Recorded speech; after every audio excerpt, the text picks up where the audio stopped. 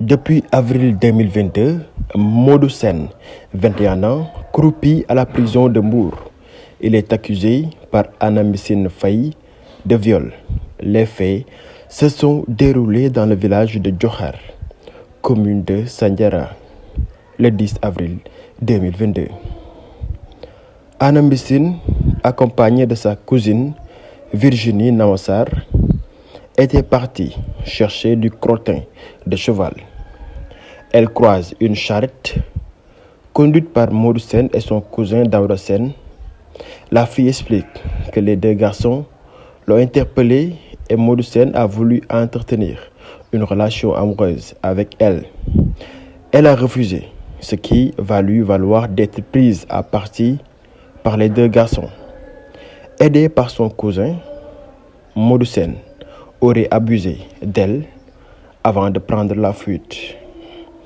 Quelques jours après, elle assure avoir croisé au marché hebdomadaire de Sandiara Daouda Sène, qu'elle reconnaît.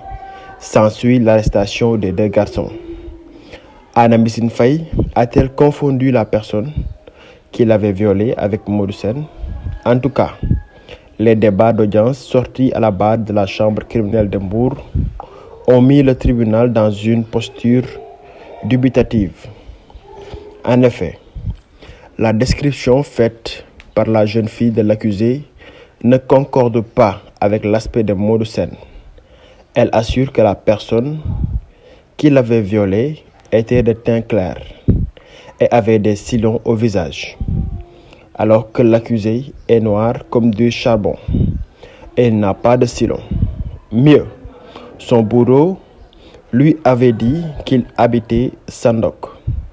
De plus, le grand frère de l'accusé affirme que les deux garçons qui sont sous sa responsabilité étaient avec lui à Gandigal le jour des faits.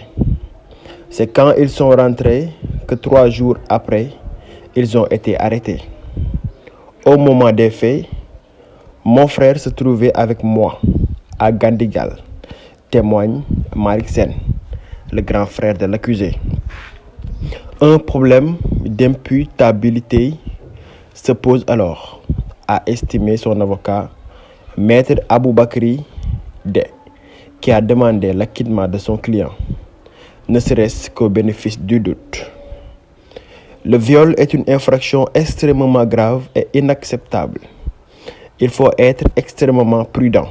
Il faut des éléments de preuve indiscutables parce que l'infraction est trop grave.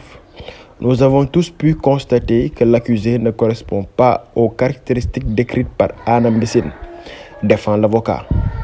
En ce qui concerne l'imputabilité des faits contre l'accusé, le ministère public s'en rapporte à la décision du juge. La victime, pour sa part, a réclamé des dommages et intérêts de 300 000 francs CFA. Le délibéré sera connu le 15 septembre prochain.